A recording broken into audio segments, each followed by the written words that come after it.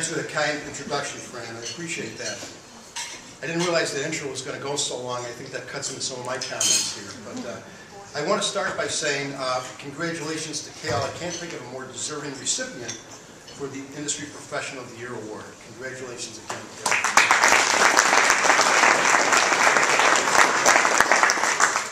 Also, I know Fran thanked a lot of people today, and certainly it takes a lot to put these events together, but this is the only chance we get to thank Fran, so I think we should have a round of applause for the fact that Fran Scott put this whole event together.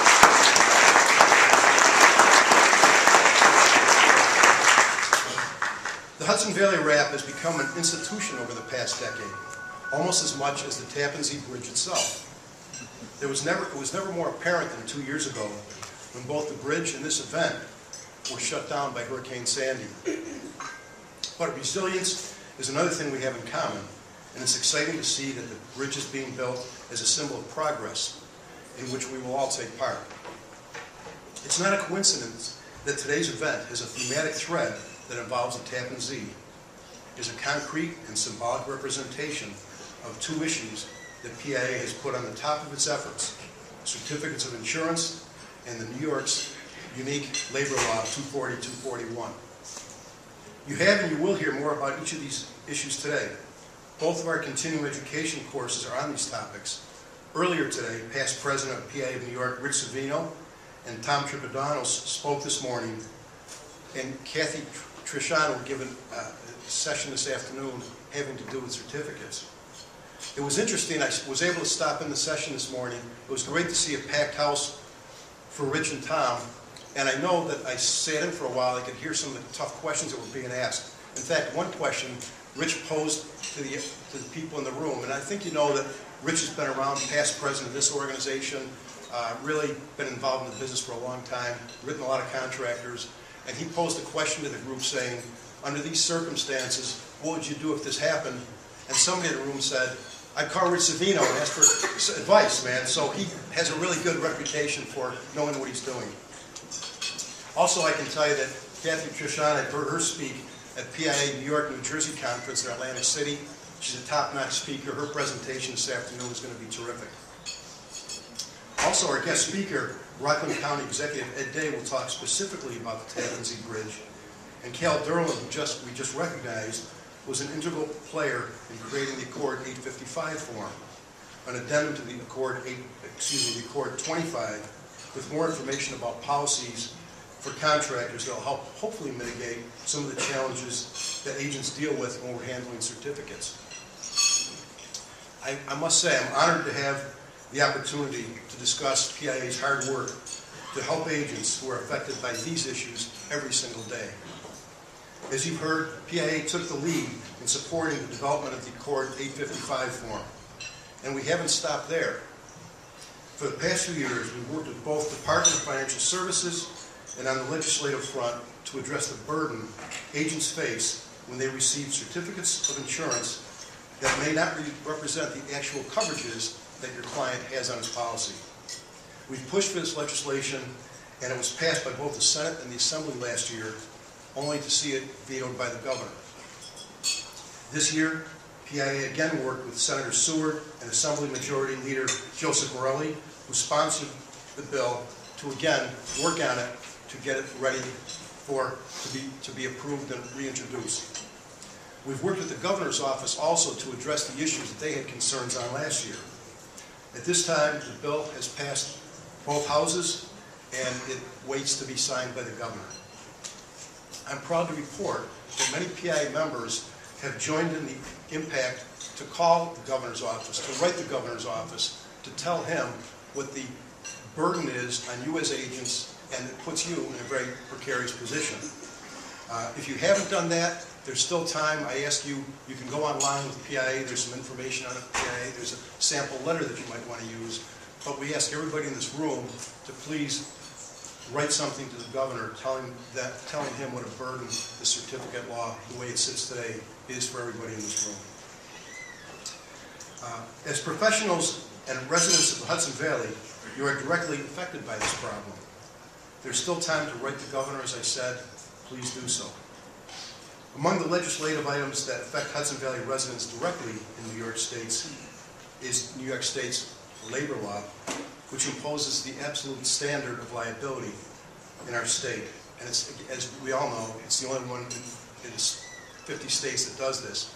I've used the term unique here a couple of times. Perhaps a better term would be burdensome, because it's such a challenge that we have to face, and everybody in this room has to face. We recognize that it adds cost to our contractors, and it adds cost to every single job that we do. It has a terrific impact on our economy, terrific not in a good term, but terrific in a negative term. We know that it affects everyone in the state, and specifically in Hudson Valley.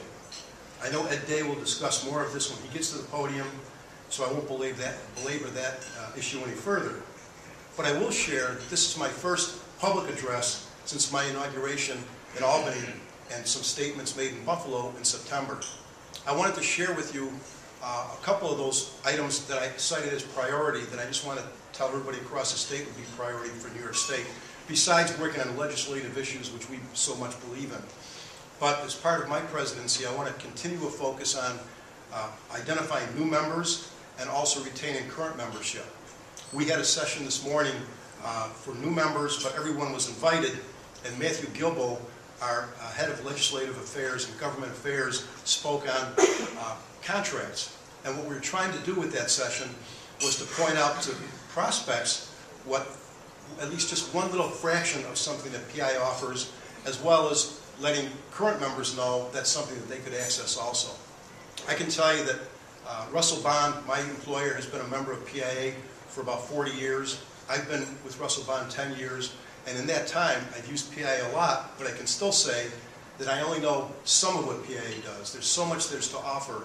I was talking to somebody in this group this morning that said it in a really good way. He said, PIA has a lot to offer. They reach out their hand. We just have to grab the hand and say, tell us the answer to this question.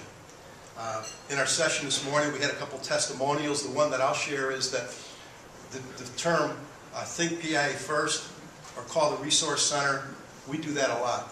And there's so much information that I'm sure is on the website, but very honestly, maybe I should spend a little more time looking at the website. I just pick up the phone and call PIA, and they've got the answers for us. If you don't get the answer on the phone right when you call, they'll get back to you within the same day with an answer. So I just want to use that as a little commercial for one of the things that we use, and there's so many things that PIA has to offer that Russell Bond uses.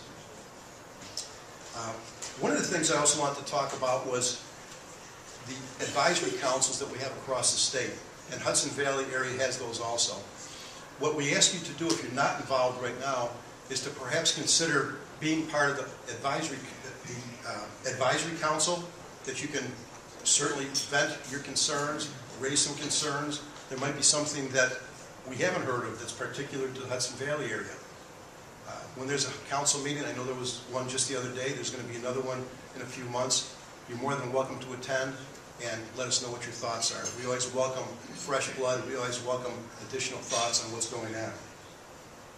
There's another way to get involved, and that's with legislative visits to the folks, your legislators in the Hudson Valley. This is a statewide initiative, and it's going to start taking place over the next couple of months and run into early 2015. When we talk to our legislators and we meet in their offices, we feel it has a much better impact than if we go to Albany and see them in Albany. We feel that on their common ground, they take more time for us, they pay more attention. The way I look at it, let's face it, everyone in this room is in sales. And whether you were an exhibitor out there today, by the way, thank you for all the exhibitors that were here. The exhibitors are trying to sell the agents something, and we as agents are counseling and trying to sell our clients every day on coverages that they need. Our appeal to you is, we love those talents, your sales talents that you already have, that you're already using every day, and if you can lend some time to meeting with your legislator in your specific territory, they really listen to those folks that are their constituents. So we ask for your talents, we ask for your sales abilities, to please join us in that effort. If you'd like to do that, you can let me know, you can let Kelly Norris know, or just reach out to somebody from the advisory council. They'd love to have you on those visits. Basically, I'm just wrapping up my comments now. One of the other things, I just wanted to say two thank yous One I was able to say before, but I'm newly elected in September. I wanted to publicly thank Alan Plafker for being immediate past president. When I was working under his tutelage for the last year, he was so helpful, included me in so many conferences, so many meetings. I really appreciate that. Alan, thank you so much for that. That was great.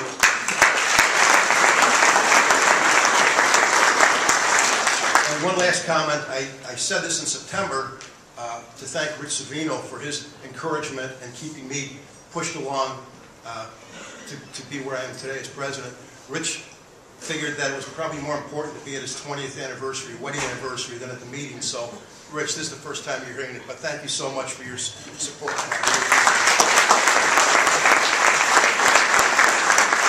Having said that, I appreciate all of your support. I look to working very hard for you this year. If you have any comments, questions, suggestions, I'd love to know them. Thank you very much.